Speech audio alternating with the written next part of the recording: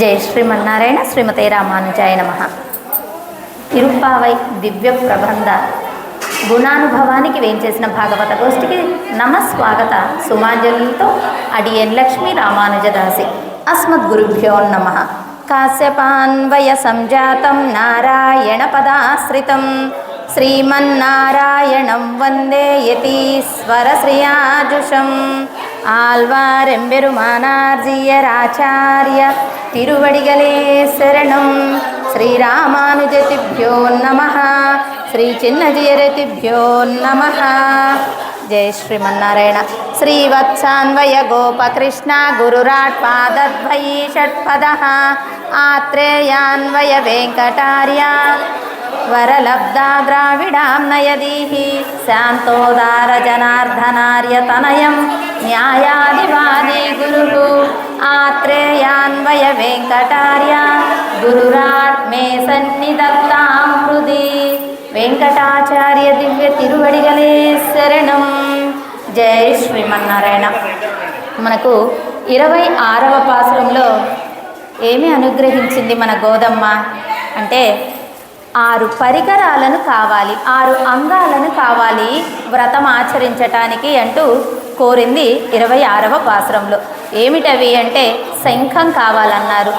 ఆనాడు మహాభారత కురుక్షేత్ర యుద్ధంలో శ్రీకృష్ణ పరమాత్మ భూ భూ అంటూ ధ్వని చేసినటువంటి పాంచజన్యం, శ్రీకృష్ణ పరమాత్మ శ్రీహస్తంలో ఉండేటటువంటి పాంచజన్యాన్ని కోరింది మన గోదమ్మ. అలాగే ఒకటి కాదు స్వామి, అనేకం కావాలి అంటే స్వామివారు ఏమేమి ఇచ్చారు? ఆ పాంచజన్యాన్ని ఇచ్చారు. అలాగే ఆ గోవులు మేతకు వెళ్ళిన తర్వాత ఇంటికి వెళ్ళే సమయంలో కృష్ణ పరమాత్మ ఒకసారి శంఖాన్ని పూరిస్తే అవి గబగబా వచ్చేబట. ఆ శంఖం ఒకటి. ఈ విధంగా శంఖాలను పొందటం జరిగింది. అయితే శంఖం దేనికి గుర్తుగా చెప్పుకున్నాం నిన్నటి పాసురంలో? అకార ఉకార మకారాల కలయికే ఓంకారం. ఓంకారానికి చిహ్నంగా చెప్పుకున్నాము నిన్నటి పాసురంలో. అలాగే శంఖం తర్వాత ఏం కోరారు? ఢంకా కోరారు. పెద్ద పొట్టగలిగినటువంటి ఢంకా కావాలి, అటు ఇటు సౌండ్ వచ్చేటట్టుగా బాగా మొత్తం ఒకే రకంగా ధ్వని వినపడే విధంగా ఢంకా కావాలి అని కోరారు. అది ఏమిటట? నమపదాన్ని తెలియచెప్తుంది, పారతంత్రాన్ని తెలియచెప్తుంది. అలాగే ఇంకా మిగిలిన 4 ఏమిటి అవి? పల్లాండి సైపారే, మంగళ గీతములు పాడేటటువంటి వారు కావాలి అన్నారు. ఎవరు మంగళ గీతాలకు ప్రతీకగా? మనకు పెరియాళ్వార్లను తెలియచెప్తారు. అలా పెరియాళ్వార్లను కోరుకున్నారు. అలాగే కోల విలక్కే, అందమైన దీపం కావాలి అన్నారు. అందమైన దీపం ఏమిటి? పరాశర భట్ట స్వామి వారు అనుగ్రహించినట్టుగా మంగళ దీపరేఖ అంటూ ఆ దీపాన్ని ఇవ్వమని అమ్మనే అంతరార్థంగా కోరారు నిన్నటి రోజున. అలాగే కొడియే, జెండాను కావాలి అని కోరారు. అలాగే జెండా అంటే ఎవరు? గరుడాళ్వారిని కోరారు. వితానమే అంటే ఆదిశేషుడిని కోరారు. అయితే ఆ స్వామి ఆదిశేషుడికి బదులుగా తన యొక్క పీతాంబరాన్ని అనుగ్రహించారు. ఈ విధంగా అంగాలను కావాలి అని కోరింది మన గోదమ్మ నిన్నటి పాసురంలో. మరి ఈరోజు పాసురంలో ఏమనుగ్రహించబోతున్నారో తెలుసుకునే ముందు పాసురాన్ని సేవించుకుందాం.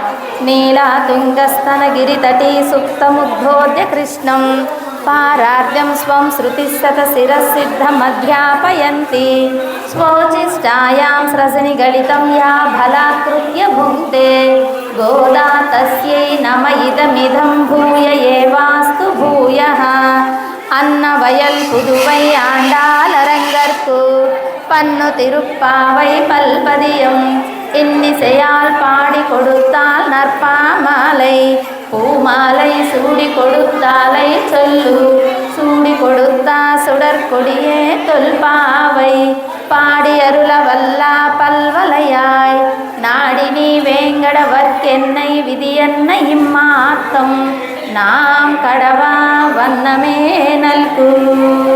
27వ పాసురం.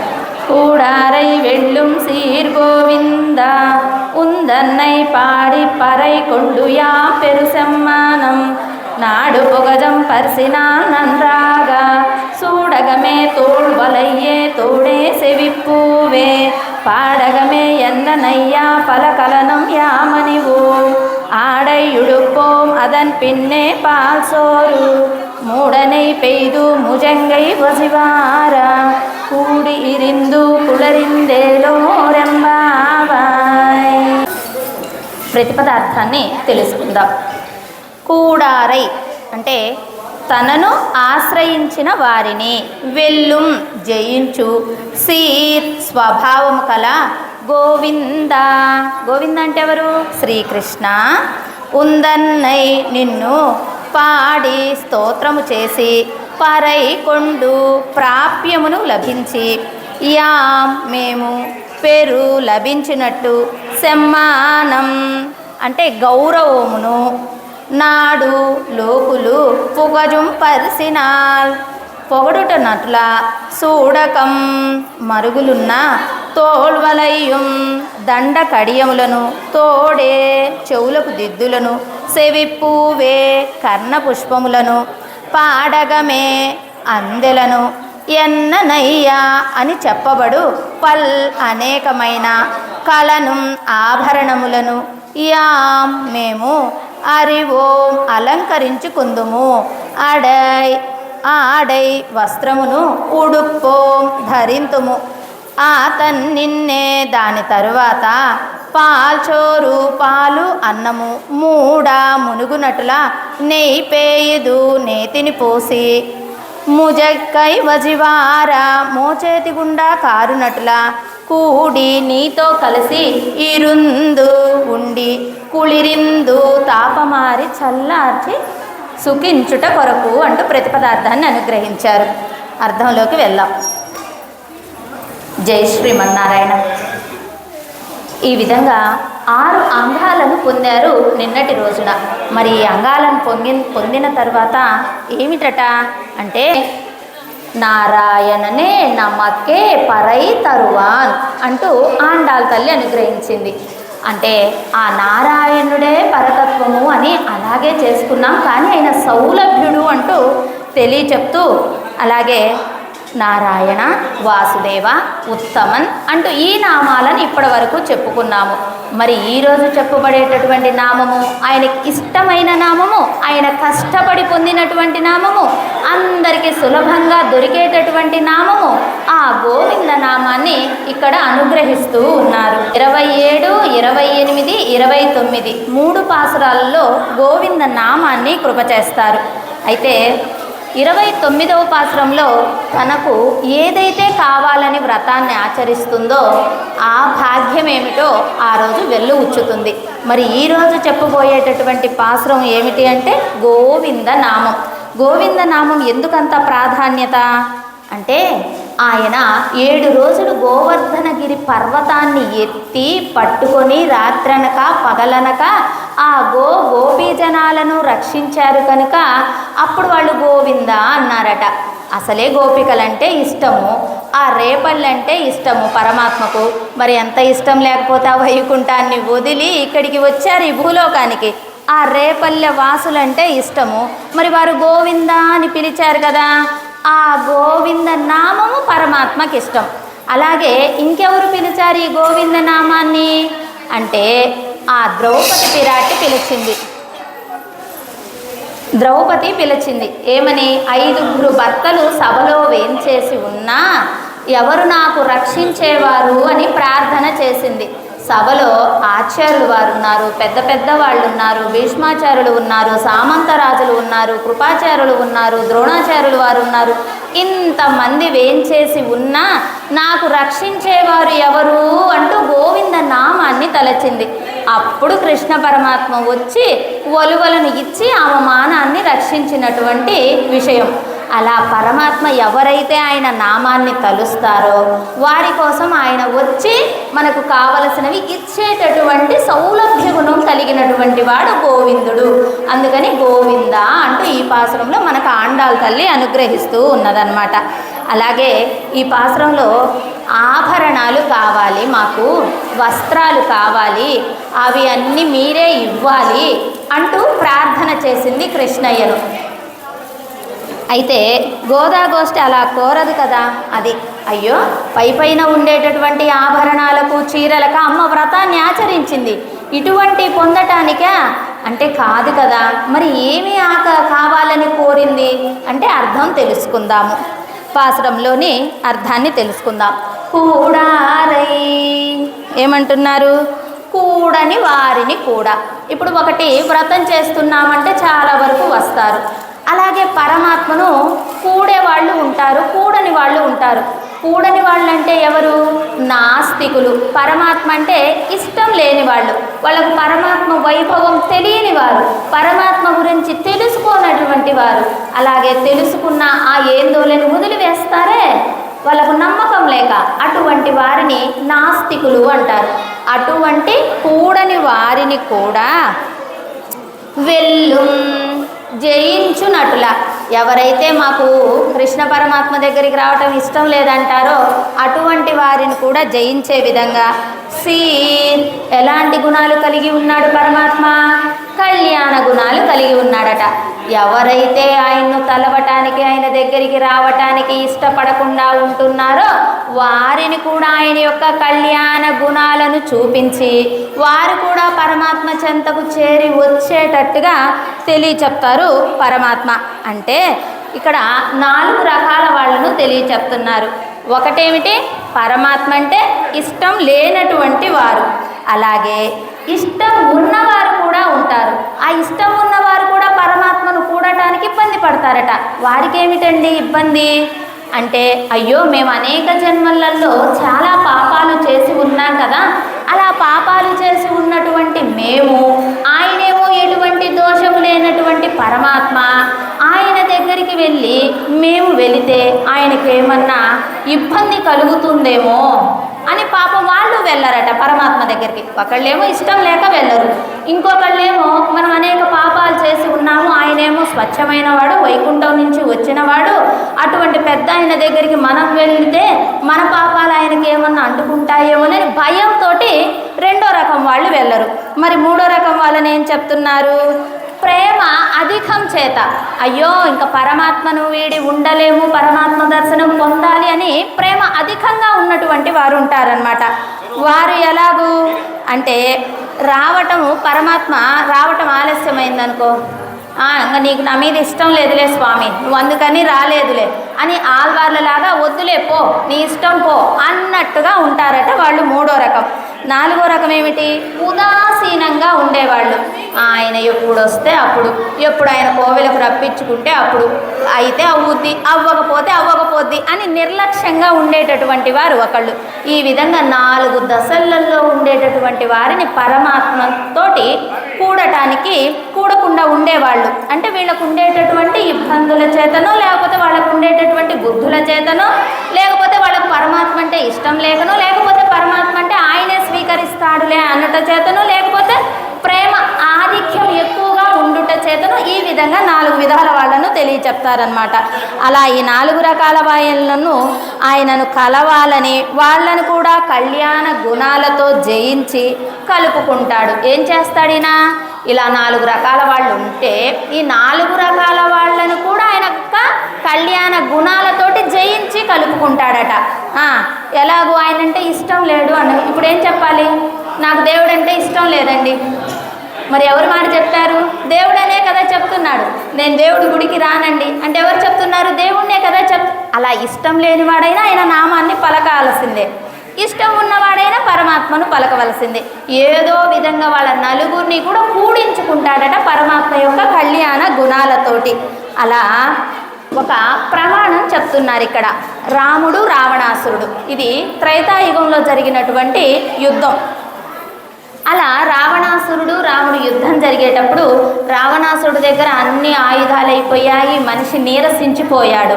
ఆ యొక్క బాణం కూడా చేతిలో ఉండేటటువంటి ధనస్సు కూడా అంతా ఇరిగిపోయింది, ఒక్క ముక్క చేతిలో ఉంది అంతే. అలాంటి స్థితిలో రామచంద్రుడు చూశాడట, అయ్యో ఇప్పుడు మనము బాణాలు వేసి సంహరించటం భావ్యం కాదు అనుకున్నాడట. అప్పుడు కూడా అనుకున్నాడట రావణాసురుడు, అదేమిటి ఆయుధం లేనటువంటి సమయంలో శ్రీరామచంద్రుడు బాణాలను వదలడే, సంధించడే, మరి ఇప్పుడు బాణాలు ఎందుకు వస్తున్నాయి నా మీదికి అని ఆలోచన చేస్తే చేతులు ఆ ముక్క ఉంది, ధనస్సు యొక్క ముక్క, దాన్ని కూడా విడిచివేశాడు. ఇంకా బాణాలు ఆగిపోయాయట, ఆయనపై సంధించడానికి రావటలేదు. అంటే ఎటువంటి వాడు రామచంద్రుడు అంటే ఎదుటివారి చేతిలో ఆయుధం లేనప్పుడు యుద్ధం చేయనటువంటి వాడు. అయితే ఇంటికి ఏమని చెప్పారంటే రాముడు, అలసిపోయావు రావణ, నువ్వు ఇంటికి వెళ్ళిపో, రేపురా యుద్ధానికి అన్నారు. లేదు చెయ్యలేనంటే గిన నాకు శరణాగతి చేసేసే, నేను వదిలేస్తాను అన్నాడు.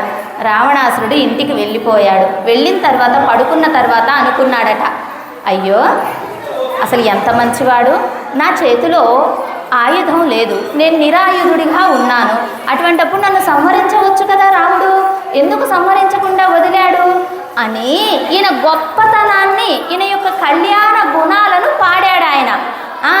అప్పుడు అనుకుంటున్నాడు ఆయన ఎంత మంచివాడు అని. అంటే శత్రువుడికి కూడా రామచంద్రుడు మంచివాడు, మంచి లక్షణాలు కలవాడు అని తలచే విధంగా ఉంటుంది ఈయన ప్రవర్తన అని తెలియచెప్పటం.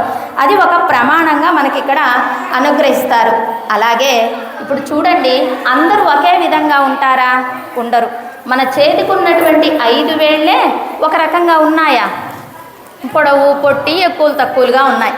అలా కదా, అలా అనేక రకాలైనటువంటి వారిని కూడా తన కళ్యాణ గుణాలతోటి జయిస్తాడు. ఏం గుణాలట ఆయనకు అంటే సౌందర్యం. కొంతమంది స్వామిని చూస్తే అబ్బా చాలా బాగున్నారని మోహిస్తారు. కొంతమంది వారి యొక్క ఆభరణాలను చూస్తే భలే ఉన్నాయి ఈ ఆభరణాలు, ఎక్కడ తెచ్చారో ఈ కోవెల వాళ్ళు, స్వామికి భలే పెట్టారు, భలే ఉన్నాడు స్వామి పెడితే అని ఆభరణాలకు మోహితులైపోతారు. మనకు తిరుమలలో వెంకటేశ్వర స్వామి వారి యొక్క ఊరేగింపులలో చూస్తామా ఎలా ఉంటారు స్వామి, ఇక్కడ మన స్వాములు ఎలా ఉంటున్నారు ఊరేగింపులు జరిగేటప్పుడు.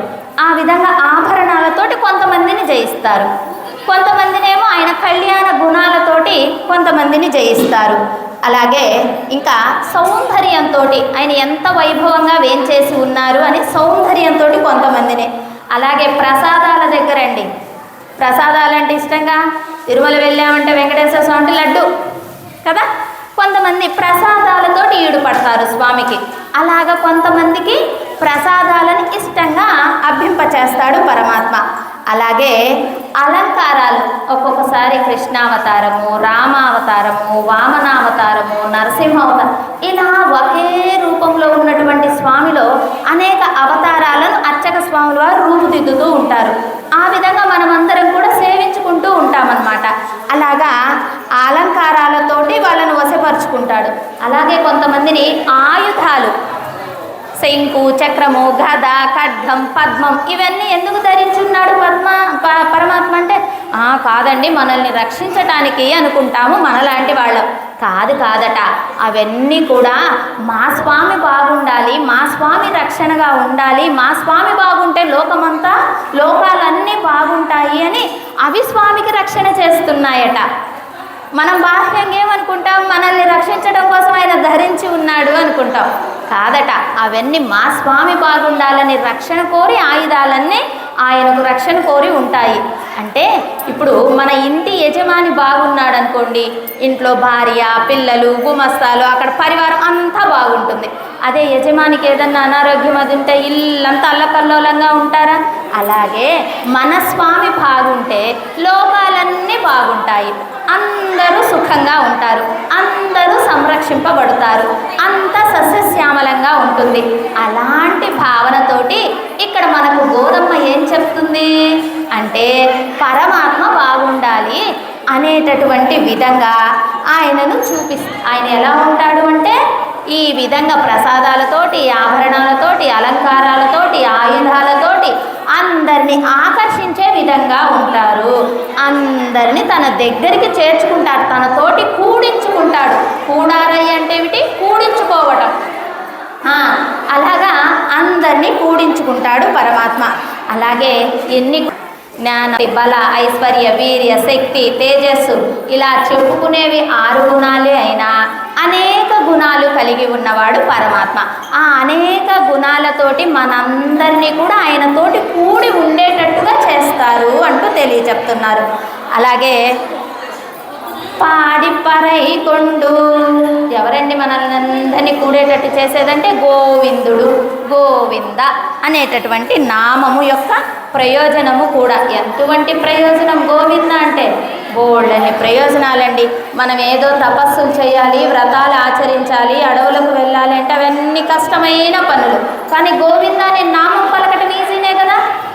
మరి ఆయనకి ఇష్టమైన నామంగా మనకు కష్టాలు తీర్చేది ఆయనకి ఇష్టమైనది. అందుకని ఆ గోవింద నామాన్ని ఇక్కడ మనకు ఆండాళ్ళ తల్లి అనుగ్రహిస్తూ ఉన్నది. అలాగే పాడి పరై కొండు, నిన్ను కీర్తించి. ఏమిటట నిన్ను కీర్తించి అంటే? ఏం పొందాలి? స్వామిని కీర్తించారు. దేనికి కీర్తించారు? మాకేదో అది కావాలి ఇది కావాలి అని కోరితే ఆండాలమ్మ పైకి ఏమో ఒక వాయిద్యాన్ని ఇవ్వండి అంటూ కోరింది. ఒక వాయిద్యాన్ని ఇవ్వండి, పరై అనేటటువంటి ఒక ఢంకా కావాలి మాకు భజన చేయటానికి ఇన్స్ట్రుమెంటు అని కోరింది. కానీ అంతరార్థంగా ఏమిటి? ఆమె ఏ ప్రయోజనాలను కోరుటలేదు. ఆమె దేనికి సౌలభ్యం చేస్తుంది అంటే వ్రతాన్ని లోకమంతా సుభిక్షంగా ఉండాలి అనేది ఒకటి, అది బాహ్యంగా.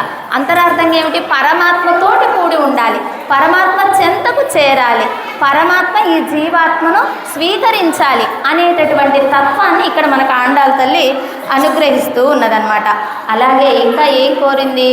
పేరు సమ్మానం, మాకు సన్మానాలు కావాలి అని. అంటే ఆ రోజు పెద్దలు వ్రతాన్ని ఆచరిస్తామంటే వాళ్ళు ఒప్పుకోకపోతే మేము రాలేము కదా. మన పెద్దలు ఒప్పుకున్నారు కాబట్టి మేము చిన్నపిల్లలమైనా వచ్చాము వ్రతం ఆచరించటానికి. అలాగే మీరు మా దగ్గరికి రావాలి. వాస్తవంగా అయితే పరమాత్మ కదా భక్తుల దగ్గరికి రావాలి. మీరు మా దగ్గరికి రావాల్సి ఉండగా మీరు రాకపోగా మేము మీ దగ్గరికి వచ్చాము. ఇది 2వ పాయింట్ చెప్తున్నారు. అలాగే మీ మురళీగానం ఎలా ఉంటుంది అంటే ఆయన ఏ అమ్మాయినైతే పిలవాలనుకుంటున్నాడో ఆ అమ్మాయికి అర్థమయ్యే విధంగా మురళీగానాన్ని చేస్తారట పరమాత్మ. అలాంటి మురళీగానంతో పిలుస్తున్నట్లుగా ఉంది స్వామి అంటూ ఈ 3 గుణాలతోటి మేము ఇక్కడికి వచ్చాము. మీరు రావాల్సిందే మేమే వచ్చాము, మీ మురళీగానం పిలుస్తుందని వచ్చాము, పెద్దలు అంగీకరించారు కాబట్టి మేము వచ్చాము. ఈ 3 కారణాలతోటి మాకు పెద్ద సన్మానం చేయాలి అంటున్నారు. ఏమిటి ఆ సన్మానము? ఆ సన్మానాన్ని ఏమి కోరుతున్నారు వాళ్ళు అంటే భాగవతుల ముఖోల్లాసము కోసమే. స్వామి మీరు సన్మానం చేశారనుకో మేమందరం ఆనందపడతాము. అలాగే లోకులందరూ ఏమనుకుంటారో తెలుసా? అబ్బా కృష్ణయ్య వీళ్ళ గోష్ఠికి సన్మానం చేశారంట, అబ్బా కృష్ణయ్య వీళ్ళ గోష్ఠికి సన్మానం చేశారంట అని లోకులందరూ కూడా పొగుడుతూ ఉంటారు. అలాగే ఆనాడు ఒక ప్రమాణం చెప్తున్నారండి ఇక్కడ సన్మానము అంటే. కార్యక్రమం సందర్భంగా వచ్చారు, ఆ కార్యక్రమం జరుగుతుంది, మంచి విషయాలు చెవున పడతాయి. మా జై శ్రీమన్నారాయణ మాట్లాడొద్దమ్మా. ఈ సన్మానం అనేది లోకులందరికీ తెలియాలండి. తెలిస్తే వ్రతాన్ని ఆచరిస్తారు, కృష్ణయ్య దగ్గరికి చేరుతారు, వాళ్ళు కూడా అందరూ ఉజ్జీవింపబడతారు అనేది అమ్మ సంకల్పము. ఒకసారి కృష్ణుడు అప్పుడు చెప్పారట భటుడికి, మేము నలుగురం ఏకాంతంగా మాట్లాడుకుంటున్నాము, బయట నుంచి ఎవరిని లోపలికి అనుమతించవద్దు అని చెప్తే ఆ సమయంలోనే సంజయుడు వచ్చారు. సంజయుడు వచ్చారని లోపల ఉన్నటువంటి కృష్ణ పరమాత్మకు భటుడు వచ్చి చెప్పారట, స్వామి ఇలాగ సంజయుడు వారు ఏం చేశారు అని. అయితే లోపలికి పంపు అన్నారు. పంపినప్పుడు ఏ సన్నివేశంలో ఉన్నారు అంటే కృష్ణుడు వచ్చేసి అర్జునుడి ఒడిలో తల పెట్టుకొని సత్యభామ ఒళ్ళో కాళ్ళు పెట్టుకొని ద్రౌపది ఎదురుగా కూర్చొని ఉన్నది. అలాగా మాట్లాడుకుంటూ ఉన్నారు. ఇదే సన్నివేశాన్ని చూశారు సంజయుడు. చూసిన వెంటనే అబ్బబ్బబ్బబ్బా ఏమి ఐక్యత అనిపించింది సంజయుడికి. ఇంకా ఊరుకుంటారా? మనం ఏంటంటే ఏదన్నా చెప్పొద్దంటే చెప్పాలనిపిస్తుంది. అది మామూలుగా ఉండేటటువంటి లక్షణం అన్నమాట. కౌరవుల దగ్గరికి వెళ్ళి సంజయుడు అసలు ఎంత ఒద్దిగ్గా ఉన్నారు, ఎంత అన్యోన్యంగా ఉన్నారు. కృష్ణ పరమాత్మ వాళ్ళకే, పాండవులకు వెళ్ళే యుద్ధంలో కూడా విజయం కూడా వాళ్ళకే అని ఆయన అందరికీ చెప్పేశారు. అయితే ఇక్కడికి లోపలికి ఎందుకు రమ్మన్నాడు? మరి అప్పటి వరకు వద్దు, ఎవరిని పంపవద్దు అంటే ఈ సంజయుడు లోకం అందరికీ తెలియచెప్తాడు, కౌరవులకు తెలియచెప్తాడు అన్న ఉద్దేశంగా కృష్ణ పరమాత్మ లోపలికి రమ్మని ఆహ్వానం చేయటం జరిగిందనమాట. అనుమతించడం, ఆహ్వానం కాదు, అనుమతించడం జరిగింది. అంటే ఇలాంటివి లోకులకు తెలియాలి. ఒక వ్రతాన్ని ఆచరిస్తున్నామంటే లోకులకు తెలిసిందనుకో వాళ్ళు కూడా వ్రతాన్ని ఆచరిస్తారు. మనం పొందే భాగ్యం ఏదో వాళ్ళు పొందుతారు కదా. అలాగా మీరు చేసేటటువంటి ఒక సన్మానము అందరికీ తెలియాలని ఆమె కోరుతున్నాను అన్నారు. మరి నాడు పుగజుం పరిసినాల్ నన్రాగా, ఆ లోకమంతా పొగిడేటట్టుగా ఉండాలి స్వామి అంటూ తెలియచెప్పారు. అలాగే రావణాసురుడు సుఖపానులని ఇద్దరిని రామచంద్రుడు సైన్యం ఎంత ఉందో చూసి రమ్మని పంపించాడు. వాళ్ళిద్దరూ వచ్చారు రామచంద్రుడి దగ్గరికి. అక్కడ సైన్యాన్ని చూస్తున్నారు, ఎంత సైన్యం ఉందో. రేపు యుద్ధం తలపెడబోతున్నారు కదా, రావణాసుడు భయంతో పంపించాడు. వాళ్ళు వచ్చి చూస్తున్నారు. చూసినప్పుడు ఈ వానరులు వాళ్ళని గుర్తుపట్టేశారనమాట. మీరు ఎవరు, ఎందుకు వచ్చారు అని బందీ చేశారు. చేస్తే రామచంద్రుడు ఏమన్నాడు, వాళ్ళని నా దగ్గరికి తీసుకురా అన్నారు. వాళ్ళిద్దరిని తీసుకొని రామచంద్రుడి దగ్గరికి వచ్చారు. వాళ్ళు అడిగాడట రామయ్య, ఎందుకు మీరు వచ్చారు ఇక్కడికి అని. మా రావణాసురుడు మీ దగ్గర ఎంత సైన్యం ఉందో చూసి రమ్మన్నారు, దానికని వచ్చాము అన్నారు. అప్పుడు వెంటనే రామచంద్రుడు ఈ సైన్యం ఆ సైన్యం, ఆ గుర్రాలు, ఓ బోల్డ్ అని చూపించేశాడట. చూపించేసి ఏం జరిగింది, వీళ్ళు వెళ్ళారు రావణాసురుడి దగ్గర చెప్తున్నారు, చాలా సైన్యం ఉంది, చాలా రథాలు ఉన్నాయి, గుర్రాలు ఉన్నాయి, ఏనుగులు అని ఇలాగ చెప్తారు కదా. అది తెలియవలసింది. ఆ పరమాత్మ యొక్క బలము, ఐశ్వర్యము అందరికీ తెలియాలని ఆయన అలా చేశాడు. ఆనాడు ఆయన ఎలా చేశాడో, ఆనాడు కృష్ణ పరమాత్మ ఎలా చేశాడో, ఈ రామచంద్రుడు ఎలా చేశాడో, అలాగే నీ యొక్క కీర్తి, నువ్వు మాకు సన్మానం చేశావనే విషయము లోకమందరికీ తెలియటం కోసం మేము అడుగుతున్నాము స్వామి అంటూ గోదా తల్లి అనుగ్రహించింది. జై శ్రీమన్నారాయణ. ఇది శబ్దంగా, ఎంత నిశ్శబ్దంగా వాళ్ళు వింటున్నారు అంటే చాలా ఆనందం. మీరు ఈ విధంగా వింటూ ఉంటే గోదమ్మ ఇంకా బాగా చెప్తూ ఉంటుంది. ఓకేనా, చాలా సంతోషం. మనందరికీ ప్రతిరోజు ఒక సన్మానం జరుగుతుంది సమాశ్రయణలు అయినటువంటి వారికి, అంటే మంత్రం గురువు గారి దగ్గర పొందినటువంటి వారికి. ఏమిటట, అక్కడ పాదుకలను ఇస్తారు. ఆ పాదుకలను తలపై ఉంచుకొని 2 సార్లు తీర్థాన్ని తీసుకుంటాము. పూర్వాచార్య, అస్మదాచార్య తీర్థం. ఇవి రోజు మనకు సన్మానం చేసినట్టే. ఆచార్యుల యొక్క పాదుకలను మనం శిరస్సుపై ఉంచుకోవడం అంటే సన్మానం జరిగినట్టే కదా. అంతకంటే సన్మానం ఏం కావాలి, అది తెలియచెప్తారు. అలాగే స్వామి యొక్క ఎర్రని పాదాలను శిరస్సుపై చేర్చుకోవాలి అని ఎవరికైనా కోరిక ఉంటుంది కదా. మనకు సన్మానం అంటే ఏం గుర్తొస్తుంది, ఒక శాల్వా కప్పించుకోవటము, ఇవే కదా మామూలు జనరల్గా. లేకపోతే ఒక పూల గుచ్చును మన చేతిలో పెట్టడము, ఇవి బాహ్యంగా ఉండేటటువంటి సన్మానాలు. కానీ అమ్మ సన్మానము ఏ కీర్తి కోసమో ఆమె కోరుటలేదు. ఆమె దేనికి కోరుతుంది, ఎటువంటి సన్మానం కోరుతుంది అంటే చూడగమే. చూడగమే అంటే అర్థం ఏమిటి, తోల్వలయ్యే, మాకు గాజులు కావాలి అన్నారు. గాజులా? స్వామివారి దగ్గరికి వెళ్ళి గాజులు అడిగేది అవేనా అండి అడిగేది బాహ్యంగా? అయితే ఇది బాహ్యంగా అడుగుతుంది, అంతరార్థం మళ్ళీ తెలుసుకుందాము. బాహ్యంగా ఏమన్నారు, చేతులకు వలయాలు, గాజులు కావాలి అన్నారు. అలాగే తోడు వలయ్యే, ఈ భుజాలకు భుజకీర్తులు కావాలి అని కోరారు. 2 భుజాలకు భుజకీర్తులు. తర్వాత సోలే, పెద్ద పెద్ద చెవులకు పెట్టుకుంటామే దిద్దులు, లేదా బాగా హ్యాంగిల్స్ ఏర్పడేటివి అనమాట, అటువంటివి కావాలి అన్నారు. సెవిప్పూవే, ఇక్కడ చెవులకు పెట్టుకున్నాం. ఈ పైన కూడా ఇప్పుడు పెట్టుకుంటున్నారు కదా అందరూ, అలాంటివి కావాలి అని కోరారు. పాడగమే, పాదాలకు పాదాలకు కూడా ఆభరణాలు కావాలి, గజ్జెలు లాంటివి ఆభరణాలు కావాలని కోరారు. ఎన్ననయ పల్కమలం, ఇటువంటి కాక ఇంకా మాకు కావాలి. ఇప్పుడు చెప్పింది కొన్ని, ఇవి కాక ఇంకా కావాలి. ఇంకా అంటే ఏం కోరుతాం? హారాలు, వడ్డానాలు, వంకీలు, ఇవన్నీ ఇవే కదా, ఇలాంటివి కూడా కావాలని కోరారు. మా అనివో, మేము అలంకరించుకోవాలి స్వామి, ఇవన్నీ మాకు వసంగండి అని కోరాను. అలాంటివి కోరుతుందా మన గోదమ్మ? పై పై ఆభరణాలకో, గాజులకో, హారాలకో, చెవుల దిద్దులకో నా వ్రతాన్ని ఆచరిస్తుంది కాదు కదా. అంతరార్థం ఏమిటో తెలుసుకుందాము. అయితే ఇంకా ఈ నగలన్నీ ఇస్తే మేము చక్కగా అలంకరించుకుంటాము అంటూ కోరింది. అంటే ఇక్కడ వీళ్ళ అర్థం ఏమిటంటే కృష్ణయ్యే వచ్చి అలంకరించాలట. ఆయనపై అంత ప్రేమ, కృష్ణయ్యే వచ్చి మాకు అలంకరించాలి అని కోరుకోవటం. ఎలాగైతే కళ్యాణ సమయంలో, మన పెళ్ళిళ్ళ సమయంలో మెట్టెలు పెట్టడము, మెళ్ళో హారాలు వేయటము, నగలు ఇవ్వటము, వస్త్రాలు ఇవ్వటం, ఇవన్నీ జరుగుతాయి కదా. అలా ఎవరిస్తారు? పెళ్లి కొడుకు వాళ్ళు పెళ్లి కూతురు వాళ్ళకి ఇస్తారు. అలాగే ఇక్కడ పరమాత్మ కూడా ఈ జీవాత్మకి ఇవ్వాలి అని కోరుకుంటుంది మన ఆండాళ్ళ తల్లి. మనమందరం ఎవరమండి? జీవాత్మలం.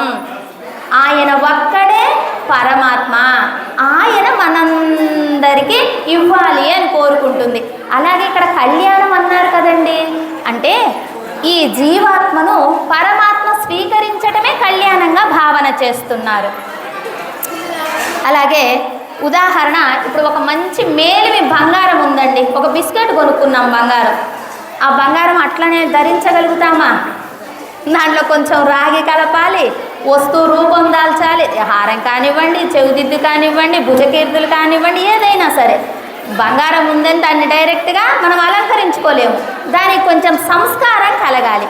అలాగే ఈ జీవాత్మను కూడా పరమాత్మ డైరెక్ట్ స్వీకరించడు, వాడికి కూడా కొంచెం సంస్కారం కావాలి. సంస్కారం అంటే ఏమిటి? బంగారం అయితే ఎలాగైతే మెరుగుపట్టి వస్తువు రూపాన్ని దాలుస్తే మనం అలంకరించుకుంటున్నామో ఆ విధంగానే ఈ జీవుడు కూడా సంస్కరింపబడాలి. మరి ఎవరు చేస్తారు ఈ జీవుడిని సంస్కరింపబడటం అనేది? ఆచార్యుడు వారు చేస్తారు. ఆయన మంచి లక్షణాలు నేర్పుతాడు. మంచిగా మనం ఎలాగ మనల్ని పరమాత్మ స్వీకరిస్తాడో ఆ విధంగా మనల్ని తయారు చేస్తాడు. ఒక బంగారపు వస్తువును కంసలివాడు తయారు చేస్తే మనం ఎట్లా అలంకరించుకుంటున్నామో, ఎలా అలంకరించుకోవటానికి యోగ్యత కలిగి ఉంటుందో ఆ విధంగా ఈ జీవుణ్ణి పరమాత్మ స్వీకరించటానికి ఆ యోగ్యతను కలిగిస్తాడు ఆచార్యుడు వారు. అప్పుడు ఆచార్యులు వారిని సంప్రదించాలి. ఎలా అంటే ఇక్కడ మనం ఈరోజు ఏమిటి? కూడారై అంటే బియ్యము, పాలు, నెయ్యి, బెల్లము కలిసి వండినటువంటి పొంగల్ని దేవుడికి ఆరగింపు చేయటం. ఎవరికి చేస్తాము? గోదాకృష్ణులకు ఆరగింపు, లేదా గోదా రంగనాథులకు ఆరగింపు చేస్తామన్నమాట. అలాగే ఇక్కడ మనకేం చెప్పుకున్నాం? ఈ జీవాత్మ పరమాత్మకు చెందించటమే అని ఒకటి అర్థం. ఇది సంస్కరింపబడాలి అని చెప్పుకున్నాము. ఎలా సంస్కరింపబడతారు అంటే ఆచార్యుల వారే సంస్కరిస్తారు అన్నారు. ఇప్పుడు అమ్మవారు ఏం చెప్పింది? చూడగమే తోళ్వలయ్యే, చేతుల గాజులు అనుకున్నామా? ఆచార్యుల వారు ఈ జీవుణ్ణి సంస్కరింప చేయాలంటే ముందు కంకణం కడతాడట. ఏమిస్తారు? ముందు కంకణం కడతారనమాట. ఆ కంకణాన్ని చేతులకు కోరింది మన ఆండాళ్ళ తల్లి. అలాగే తాపహ, భుజకీర్తులు అని చెప్పుకున్నామే, ఈ రెండు భుజాలకు శంకుచక్రనామాలు ఇస్తారు ఆచార్యుల వారు. పుండ్రహ, ఊర్ధ్వనామాన్ని పెట్టిస్తారు ఆచార్యుల వారు. అలాగే మంత్రహ, చెవులకు దిద్దులు అనుకున్నామే, ఆ దిద్దులు ఏమిటి? చెవులకు చెప్పబడేటటువంటి మంత్రము, మన ఆచార్య గారు చెప్పేటటువంటి మంత్రం అన్నమాట. అలాగే నామః, ఆ పరమాత్మ యొక్క నామాన్ని నోటితోటి పాడటం. అలాగే యాగః, ఈ మొత్తం శరీరం అంతా కూడా సంస్కరింపబడాలి. ఇప్పటి వరకు తెలుసో తెలియకో ఏమో చేసి ఉన్నాము. ఇప్పుడు ఆచార్య వారు మంచి మాటలు చెప్పారు. మీరు ఇలా ఆచరించండి, ఈ విధంగా నడుచుకోండి అని చెప్పారు. దానిని యాగః అంటున్నారు. అంటే ఈ విధంగా నడుచుకోవటానికి మనల్ని ఆచార్యుల వారు తీర్చిదిద్దుతున్నారు, అంటే సంస్కరింపబడుతున్నారు. ఆ సంస్కారము చేసిన తర్వాత పరమాత్మను మనము పొందవచ్చు అంటూ అలాగా మనకు ఆచార్యుల వారిది చెప్తారనమాట. అలాగే అంతరార్థం తెలుసుకుందాం ఇప్పుడు. చూడగమే అంటే గాజులని చెప్పుకున్నామా. ఇప్పుడు ఏమిటి, చేతికి కంకణం కట్టటం. ఇంకొకటి తోళ్వలయ్యే, ఈ భుజాలకు శంకు చక్రనామాలను వేయటం ఆచార్యుల వారు అనుగ్రహించినవే. ఇంకొంచెం లోతుగా అన్నమాట. అంటే ఉదాహరణకు ఈ భుజాలకు శంకు చక్రాలు వేయించుకుంటే తాపడం అయిన తర్వాత ఎవరు అందరు కూడా గౌరవంగా చూస్తారట. ఈ గౌరవంగా చూడాలి అని ఎవరు చెప్పారండి మనకు అంటే యమధర్మరాజు వాళ్ళ భటులకు చెప్పారట. మీరు భూలోకానికి వెళ్ళి తీసుకొని వస్తూ ఉంటారు కదా, ఎవరికైతే శంకు చక్రాలు వేయించబడి ఊర్ధ్వపుండ్రాన్ని ధరించి మెడలో తులసిమాల ఉండి ఉంటారో వాళ్ళ జోలికి మీరు వెళ్ళవద్దు అన్నారు. ఎందుకంటే వాళ్ళు లోకాన్ని సంస్కరింప చేయటం కోసం వాళ్ళు వస్తారయ్యా లోకంలోకి, కనుక వాళ్ళ జోలికి వెళ్ళవద్దు అని యమధర్మరాజు అంతటి వాడే వాళ్ళ భటులకు చెప్పారనమాట. అలాగా తెలియచెప్తున్నారు. ఏ కంట తులసి నలినాక్షమాల, ఏ బాహుమూల పరిచిన్నత శంఖ చక్ర, ఏ బాలలాటే లసవూర్ధ్వపుండ్రాః, తే వైష్ణవాసు భువనాసు పవిత్రయంతి. అది ఎవరైతే లలాటాన స్వరూపాన్ని ధరించి ఉన్నారో, ఎవరైతే శంకు చక్రాలు ధరించి ఉన్నారో, ఎవరైతే మంత్రాన్ని పొంది ఉన్నారో, ఎవరైతే మెడలో తులసీమాలను ధరించి ఉన్నారో వాళ్ళ జోలికి వెళ్ళవద్దు, వాళ్ళు లోకాన్ని పవిత్రం చేయటానికి వచ్చినటువంటి వారు అంటూ యమధర్మరాజే తెలియచెప్పారనమాట. అలాగే ఇక్కడ చెవులకు సోలే అన్నాం. ఏం చెప్పారు చెవులలో? తిరుమంత్రాన్ని చెప్పారు, అష్టాక్షరి మంత్రాన్ని. అష్టాక్షరి మంత్రం అంటే 8 అక్షరాలు కలిగినటువంటి మంత్రం.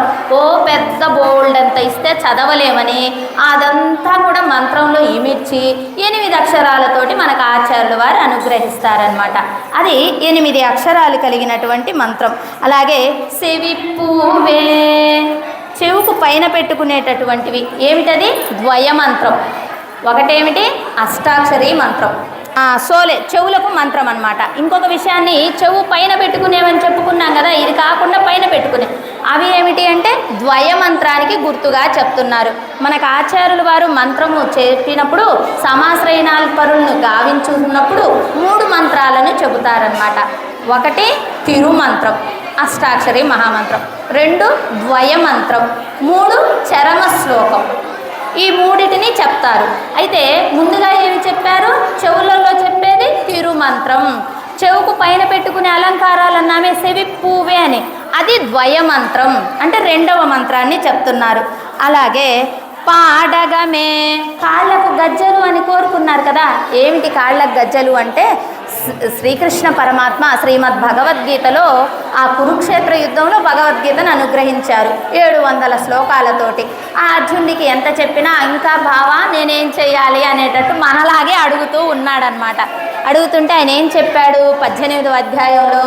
సర్వధర్మాన్ పరిత్యజ్య మాం ఏకం శరణం వ్రజ అహం త్వా సర్వపాపేభ్యో మోక్ష ఇక్ష్యామి మా శుచః అంటూ అనుగ్రహించారు. నేనే నీకు మోక్షాన్ని ఇచ్చేవాణ్ణి అని తెలియచెప్పారనమాట.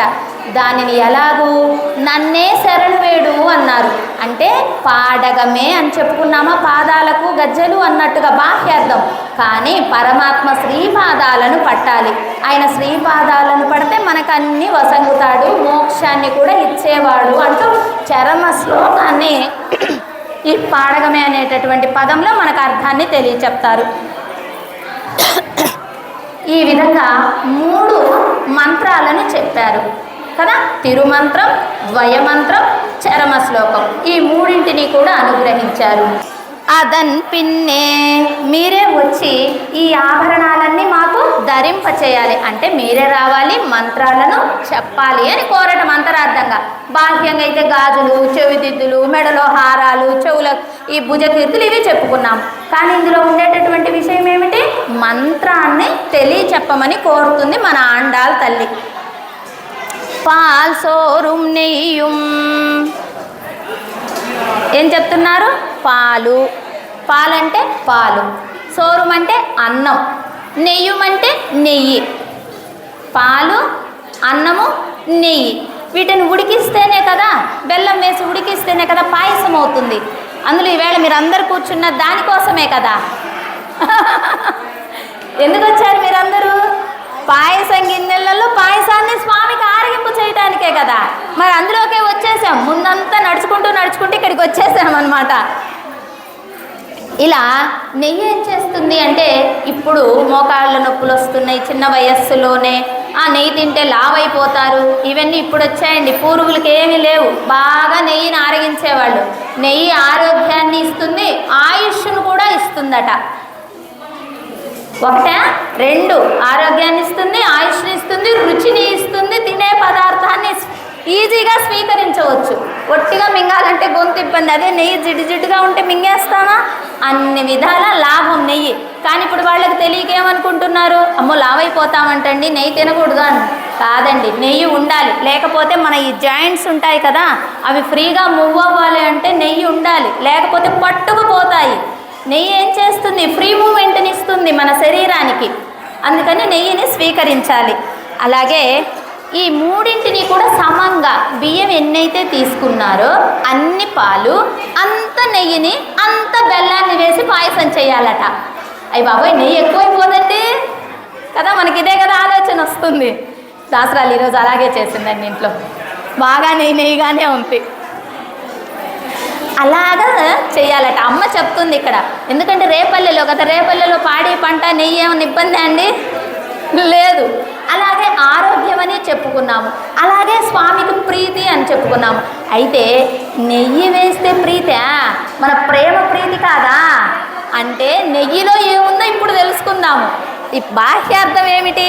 నెయ్యి, పాలు, బెల్లము, అన్నము, అదే కదా, పాల్ సోరు నెయ్యు అంటూ అమ్మ అనుగ్రహించింది. మరి లోతర్థం ఏమిటో తెలిస్తే ఓహో నెయ్యి అంటే ఇదే మనకు అర్థమవుతుంది. బాహ్యంగా కూడా నెయ్యి మంచిదే, ఆరోగ్యాన్ని ఇస్తుంది, అలాగే ఆయుష్ను ఇస్తుందని తెలుసుకున్నాము. ముజంగై భుజివారా, అలా వండినటువంటి పాయసాన్ని ఎలా స్వీకరించాలట?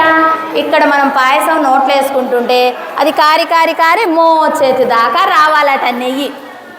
ఆ మోచేతి నుంచి డ్రాప్ డ్రాప్ పడాలట. ఆ విధంగా ఉండాలట మనం స్వీకరించేటటువంటి ప్రసాదం. అందరం కూడి కూడి ఇరిందు కుళరు, అందరం కూడి తినాలి. ఏం కోరుతుందమ్మా? ఈ పాయసమైనా సరే అందరం కూడి తినాలట. ఎవరికి వాళ్ళని తింటే ఏం బాగుంటుందండి? ఇప్పుడు మీరు మీ ఇంట్లో సేవ చేసుకుంటారు, ఏం బాగుంది, ఇక్కడికి వస్తే చూడి ఎంతమంది భాగవతులతోటి కలిసి ఎదురుగా పెరుమాళ్ళని చూసుకుంటూ అర్చక స్వాములు వారు ఏం చెప్తున్నారో దాని ప్రకారంగా మనము అర్చన చేసుకుంటూ ఎంత బాగుంటుంది ఈ విధంగా. కనుక అందరం కూడి తినాలి అంటున్నారు. నెయ్యున్నోం పాలున్నోం నాటాలే నీరాడి. ఏం చెప్పారు రెండవ పాశ్రంలో? మేము నెయ్యి తినము, పాలు తినము, ఇవన్నీ మేము బంద్ చేస్తున్నాము, ఎందుకంటే నీ వ్రతాన్ని ఆచరించాలి కాబట్టి అని మనకు రెండవ పాశ్రంలో చెప్పారు. ఈరోజు ఎన్నో పాశ్రంలో ఉన్నాము? 27వ పాశ్రంలో ఉన్నాము. 27వ పాశ్రంలో ఉన్నాము. 27వ పాశ్రంలో ఏం చెప్తున్నారు? మేము అప్పుడు చెప్పాము స్వామి, కానీ ఈరోజు మేము తినాలనుకుంటున్నాము. ఎవరితోటి? నీతోటి కూడి.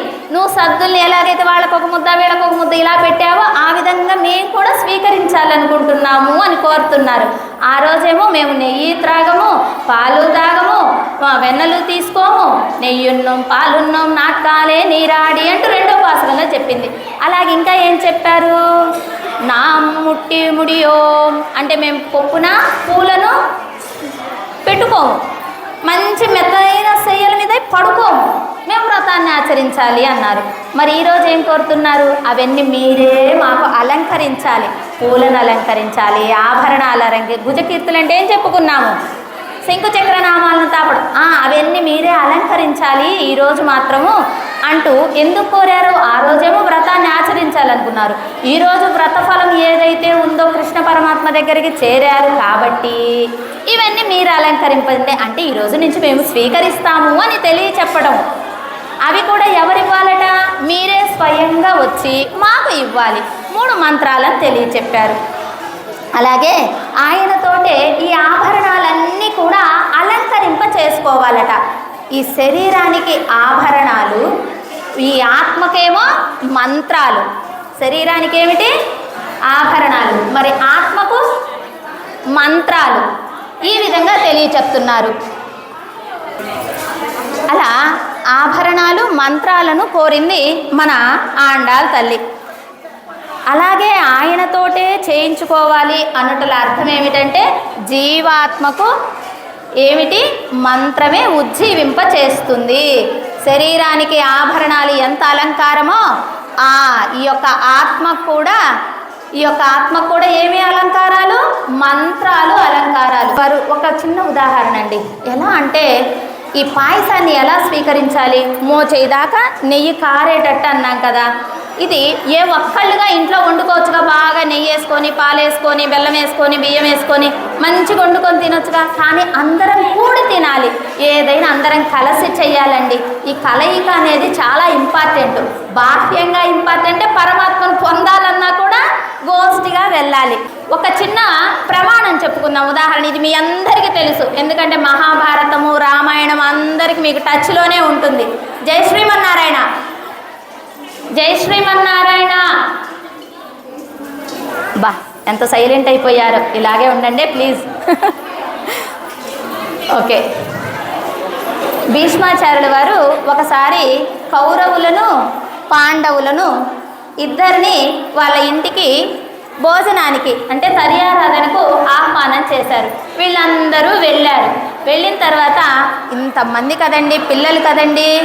అప్పుడు ఏమైంది? అందరు గోలగోలగా చేస్తున్నారు, సరిగ్గా కూర్చోవడం లేదు. ఒక చిన్న జిమ్మిక్ చేశాడు భీష్మాచార్యుల వారు. ఏమిటట, ఇప్పుడు మీ అందరూ భోంచేయటానికి వచ్చారు కదా, ఈ మోచెయ్యి వంగకుండా భోంచేయండి అన్నారు. ఎలా సాధ్యమండి? అవుతుందా తినడానికి? మోచెయ్యిని వంచకుండా పదార్థాన్ని స్వీకరించడం. నోటి దగ్గరికి ఎట్లా వెళ్ళాలి చెయ్యి? ఎవరైనా చెప్తారా? పిల్లలు కూడా ఉన్నారుగా. మోచెయ్యి వంచకుండా పదార్థాన్ని తినగలుగుతామా? మీకు తెలిసినటువంటి ఆలోచన చెప్పండి. ఆ నిల్చున్న ఆవిడ చెప్తుందేమో అడగండి, పాపం అరుస్తుంది కదా, అందుకని. ఎవరికి చేత కాదు. అయితే ఆ కండిషన్ పెట్టాడు కదా భీష్మాచార్యుల వారు, ఎవరైనా మోచేయి వంచకుండా. బాగా ఎదురుగేమో పంచభక్ష పరమాన్నాళ్ళు ఉన్నాయి. ఒక పదార్థం, రెండు పదార్థాలు, అవి చూస్తేనేమో ఊరిస్తున్నాయి, తినాలనిపిస్తుంది. కండిషన్ ఏమో మోచేయి వంచకుండా తినమని చెప్పారు. ఎలా సాధ్యం? ఇది ఎలా అవుతుంది అని ఆలోచన చేశారు అందరూ. అప్పుడు పాండవులు ఏం చేశారో తెలుసా? ధర్మరాజు వచ్చేసి పదార్థం తీసుకుంటున్నాడు, భీముడికి పెడుతున్నాడు. భీముడు పదార్థం తీసుకుంటున్నాడు, అర్జునుడికి పెడుతున్నాడు. అర్జునుడు పదార్థం తీసుకుంటున్నాడు, నకులుడికి పెడుతున్నాడు. నకులుడు సహదేవుడికి. ఈ విధంగా వాళ్ళు ఏమని తృప్తిగా తిన్నారట. కౌరవులేమో అర్థం కాలే, ఎట్ట తినాలో తెలియట. ఎట్ట తీసుకొని నోటికి అందిపోయినా మోచేయి వంగుతుంది. అర్థం కాలేదట. అంటే దీంట్లో మనకు అర్థం కావాల్సింది ఏమిటి అంటే, అందరం కలుపుకొని ఉండటం వలన మనకు కష్టం వస్తే పక్కన వాడు తీరుస్తాడు, పక్కవాడికి కష్టం వస్తే మనం తీరుస్తాము, పక్కన వాడికి అవసరమైతే సహాయం చేస్తాం.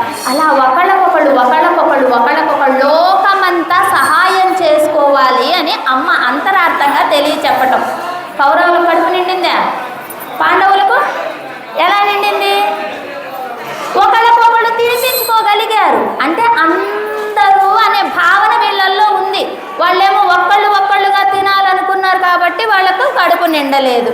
అలాగే లోకమంతా బాగుండాలి అంటే అందరం ఒకళ్ళకొకళ్ళం కలుపుకొని కష్టసుఖాలు పంచుకుంటూ కర్మలను ఆచరిస్తే ఈ జీవితం ధన్యం అవుతుంది అని తెలియచెప్పడం అన్నమాట.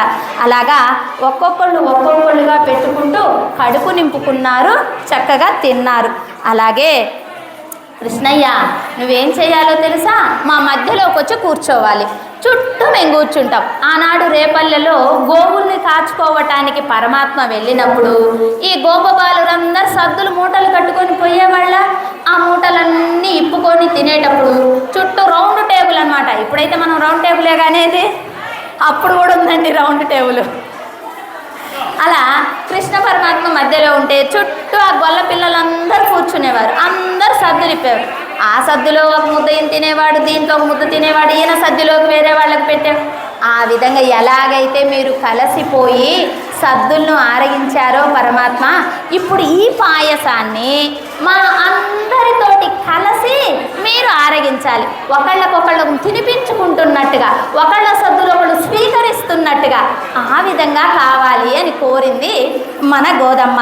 అలాగే ఇక్కడ ఏం చెప్పుకున్నాము?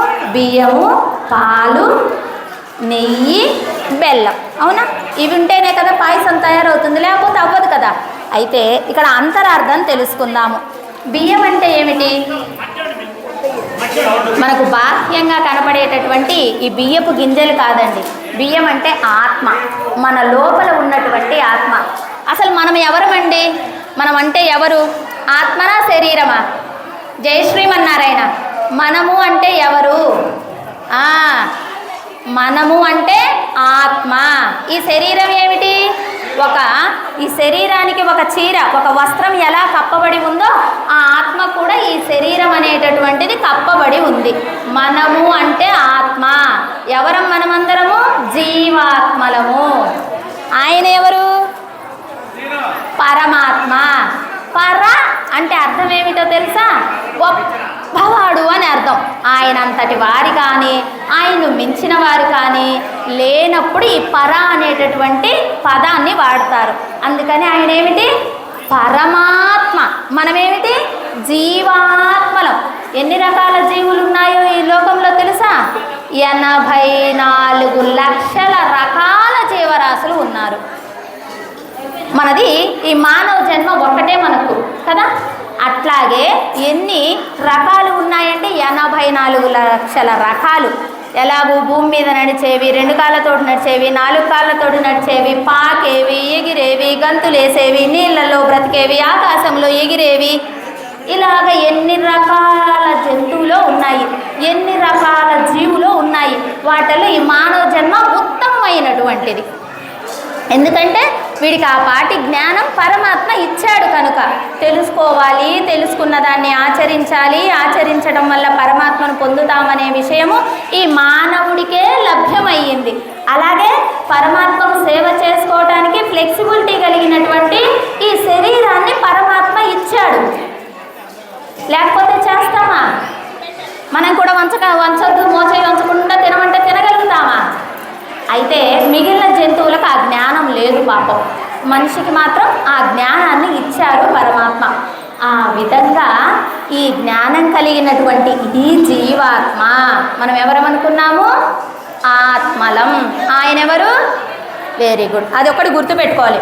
మళ్ళీ మనం శరీరం అంటే శరీరం నశించిపోతుంది. ఒక 70 ఏళ్ళకో 80 ఏళ్ళకో ఈ శరీరం పోతుంది కదా, ఇది ఉంటుందా? ఆత్మ మాత్రం ఉంటుంది. ఇంకొక శరీరాన్ని, ఇంకొక రూపాన్ని, ఇంకొక జన్మను పొందుతూనే ఉంటుంది. శరీరం నశించేది, పరమాత్మ నశించనివాడు. ఆయన ఇచ్చేటివన్నీ కూడా చేతనం, అచేతనం.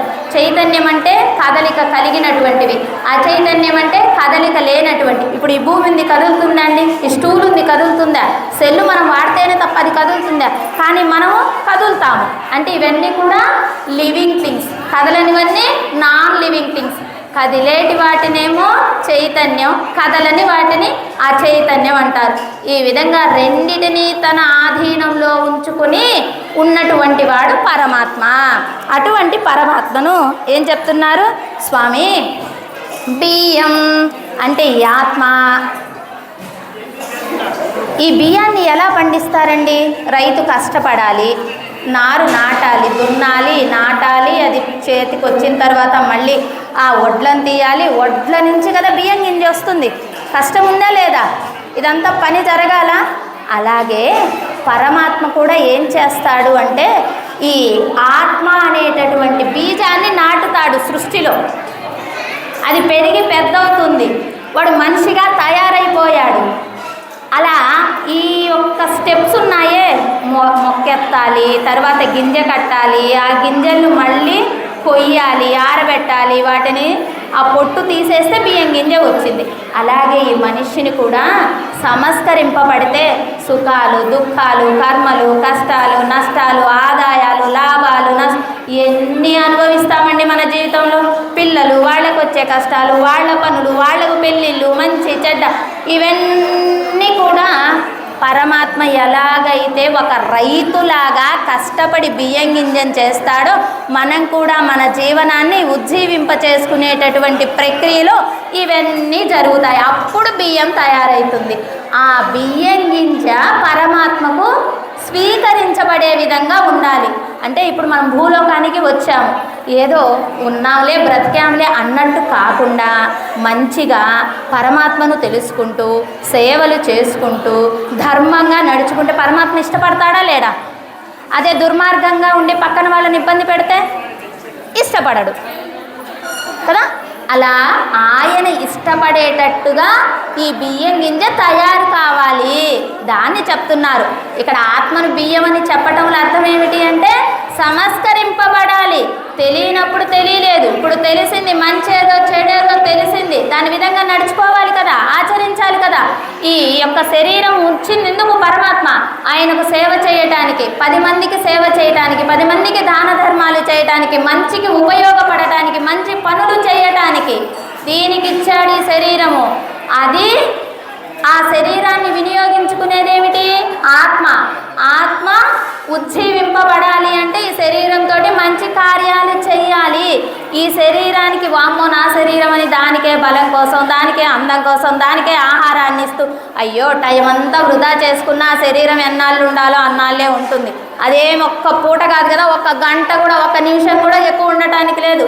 పరమాత్మ ఇచ్చినటువంటి ఆయుష్ ప్రమాణం ఎంతైతే ఉందో అంతే ఉండగలుగుతాము ఈ భూమి పైన. అటువంటిది ఈ శరీరం. ఈ శరీర పోషణకు, శరీర రక్షణకు, శరీర సౌందర్యానికి టయాన్ని వృధా చేసుకోకుండా ఆత్మను ఉజ్జీవింప చేసుకోవడానికి మనం టయాన్ని కేటాయించుకోవాలి. దాని విధంగా ఈ ఆత్మ అంటే ఏమిటి? బియ్యం. బియ్యం ఎలా వచ్చింది? సంస్కరింపబడితే వచ్చింది. ఆ కర్షకుడులాగా పరమాత్మ మనకు సృష్టించి దాన్ని తయారు చేస్తే బియ్యం గింజ వచ్చిందనమాట. అలాగే విత్తనం ఏమి నాటాడు? జీవాత్మ అనే విత్తనం. జీవాత్మ అనేటటువంటి విత్తనాన్ని నాటాడు. ఒడ్లేమిటి? క్లోజ్ చేయమంటే చేస్తా. 2 నిమిషాలు స్వామి. అలాగే ఈ ఒడ్లను దంచితే బియ్యం వచ్చాయన్నమాట. ఇలా ఈ శరీరాన్ని కూడా మనం బాగా సంస్కరింపబడితే ఇందులో నుంచి వచ్చేది ఆత్మ. ఇందులో ఉంటుంది ఆత్మ, కానీ వాడు గమనించి చేసుకోవాలి కదా. అలా పైకి తీసుకురావాలి ఆత్మను. ఈ ఆత్మ కోసమే చేస్తున్నామన్న భావనతోటి ఉండాలి. అలాగే ఏం చేస్తారట? పరమాత్మ ఎక్కడ ఉంటారు? వైకుంఠంలో ఉంటారు. వైకుంఠం ఎన్ని అక్షరాలు? 3 అక్షరాలు. మనం ఈరోజు చేస్తున్న పాశ్రం ఏమిటి? కూడారై. ఆ వైకుంఠనాథుని కూడనటువంటి వారిని కూడా కూడించేటటువంటి పాసురం. కూడారై కూడా 3 అక్షరాలే.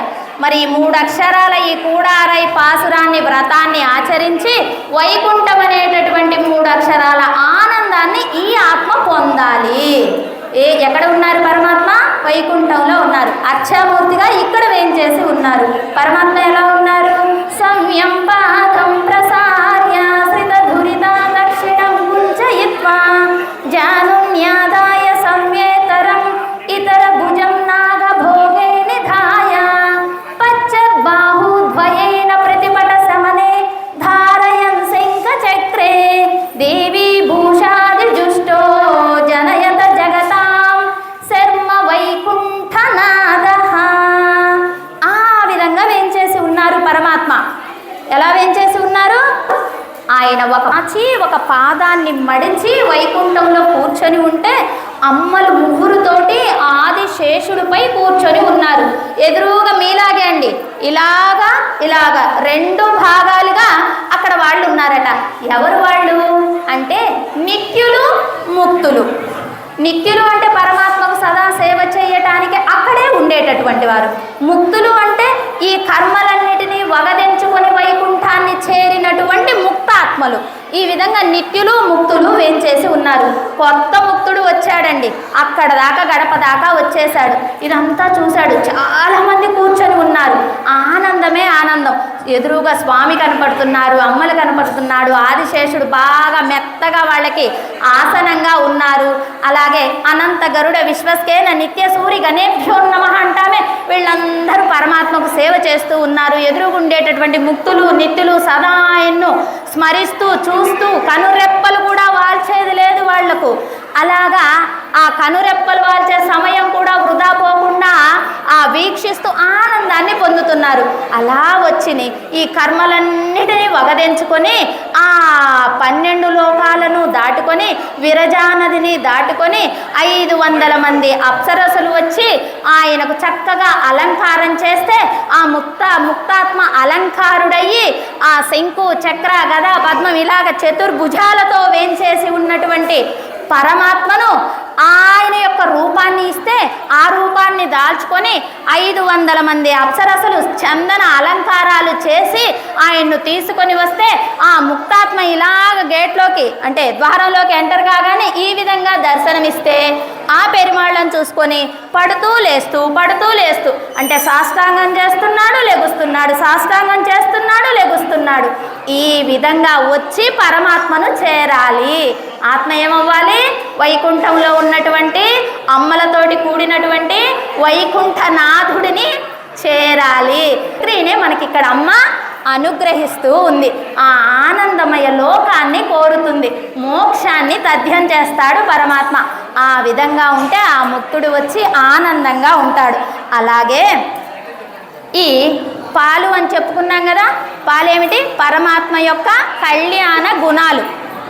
పాయసం ఏమేం చెప్పాము చెప్పండి? పాలు,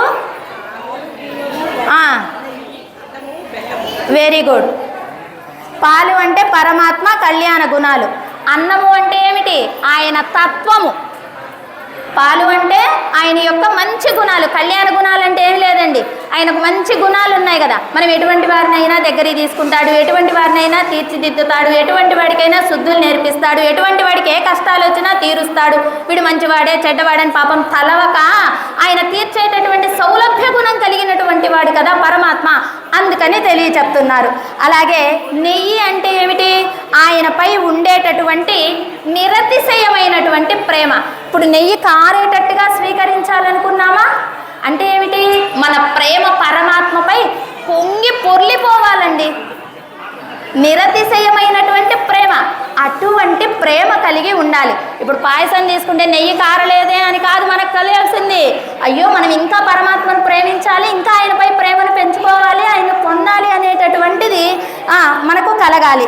ఈ విధంగా ఆనాడు శ్రీ జై శ్రీమన్నారాయణ ఈ విధంగా కూడారై పాసురానికి 108 గిన్నెలతోటి పాయసాన్ని ఆరగింపు చేశారు అని మనం ఈరోజు చేస్తున్నాము అంటే దానికి ఎక్కడ జరిగింది ఇది అంటే ఆండాల్ తల్లి తిరుప్పావై దివ్య ప్రబంధం 30 పాసురాలు అయిన తర్వాత భోగి కళ్యాణం రోజు స్వామిలో ఐక్యం అవ్వలేదు.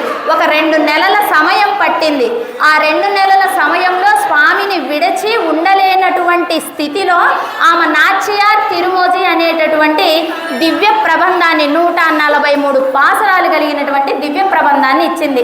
ఆ పాసురంలో చెప్పింది, స్వామి నాకు రంగనాథుడితోటి నాకు కళ్యాణం జరిగితే 108 గిన్నెలతోటి అక్కార అడిసెల్ అంటే పొంగలిని అలాగే వెన్నను మీకు ఆరగింపు చేస్తాను అంటూ చెప్పింది. పాపం చెయ్యలేదామా, స్వామిలో ఐక్యమైపోయింది రంగనాథుడిలో. ఆ తర్వాత ఈ నాచ్యార్ తిరుమతి దివ్య ప్రబంధాన్ని చదువుతూ ఉన్నారు భగవద్ రామానుజుల వారు. చదువుతున్నప్పుడు అవును గోదా ఇలా చెప్పిందే, ఎక్కడ చేసిన ఆనవాళ్ళు ఏమీ కనపడుటలేదే అని ఆయనకు అనిపించి అప్పుడు సుందరబాహు పెరుమాళ్లకు తిరుమాలిరం సోలై అనేటటువంటి దివ్యదేశంలో సుందరబాహు పెరుమాళ్లకు అజగియ అంటే అందమైన స్వామికి 108 గిన్నెలతోటి పాయసాన్ని వెన్నను ఆరగింపు చేశాడు భగవద్ రామానుజుల వారు. ఆ తర్వాత చిన్నజీయర్ స్వామి వారు కూడా అదే ప్రక్రియను సాగించారు. అయితే ఆ రోజు ఆరగింపు చేస్తే మన గోదమ్మ ఉల్ల ఏమని పిలిచింది? ఆయన్ను అన్న అని పిలిచిందట. అందుకని మన గోదమ్మ భగవద్ రామానుజుల వారికి చెల్లెలు. అందుకని ఆయనకు నామం ఏమిటి? గోదాగ్రజుడు అనేటటువంటి నామాన్ని పొంది ఉన్నాము. కాకపోతే ఈరోజు మనము ఈ కూడారై పాయస గిన్నెలను ఆనాడు భగవద్ రామానుజులు వారు చేశారు కాబట్టి, అది ఈ రోజునే చేశారు కాబట్టి ఇప్పటికి కూడా మనము ఆ యొక్క ఆచార్యాన్ని మన వైష్ణవ ఆలయాలలో సాంప్రదాయంగా సాగించటం జరుగుతుంది. మరి ఈరోజు పాసురంలో నామం ఏమిటి? గోవింద కదా. 3 అక్షరాల నామం, 3 అక్షరాల కూడారయ్యి, 3 అక్షరాల వైకుంఠం. ఎంత భోగ్యంగా చెప్పుకున్నాము కదా. సరే, ఈరోజు దివ్యదేశం ఏమిటి? గోవిందుడు ఎక్కడ వేంచేసి ఉన్నాడు? తిరుమలలో. అలా తిరుమల దివ్యదేశం. మరి ఇప్పుడు దాకా మనం పాసురం ఎక్కడ చెప్పుకున్నాము? మన మార్కాపురంలో లక్ష్మీ పద్మావతి సమేత కళ్యాణ వెంకటేశ్వర స్వామి వారి కోవెలలో. మరి అక్కడ గోవింద నామము, ఇక్కడ గోవిందుడు, తిరుమల గోవింద. సరే, చక్కగా గోవింద నామంతో తిరుమల దివ్యదేశాన్ని సేవించుకుందాం ఈనాటి పాసురానికి. జై శ్రీమన్నారాయణ. జై శ్రీమన్నారాయణ. ఈ అవకాశం ఇచ్చినటువంటి పెద్దలకు, ఆలయ అర్చక స్వాములకు అందరికీ ధన్యవాదాలను తెలుపుకుంటూ సర్వాపరాధాం క్షమా ప్రార్థయామి. సర్వం శ్రీకృష్ణ పాదారవిందార్పణమస్తు. అడియన్ లక్ష్మీ రామానుజదాసి. జై శ్రీమన్నారాయణ. భాగవతులు అందరూ ఒకసారి గోవింద చెప్తారా? గోవింద గోవింద. చాలా మంది ఉన్నారు, ఎంత సౌండ్ రావాలి? గోవింద. Very good, Govinda. ఇప్పుడు కైంకర్యాన్ని మొదలు పెట్టుకొని వీక్షిద్దాం. చక్కగా మీరు అందరు సంసిద్ధంగా ఉన్నారు. ఆ యొక్క కార్యక్రమాన్ని, ఆ యొక్క కైంకర్యాన్ని అర్చక స్వామివారి చేతుల మీదుగా మనందరినీ కూడా జరిపించేటట్టుగా కోరుకొని విన్నవించుకుంటూ సెలవు తీసుకుందాం. జై శ్రీమన్నారాయణ.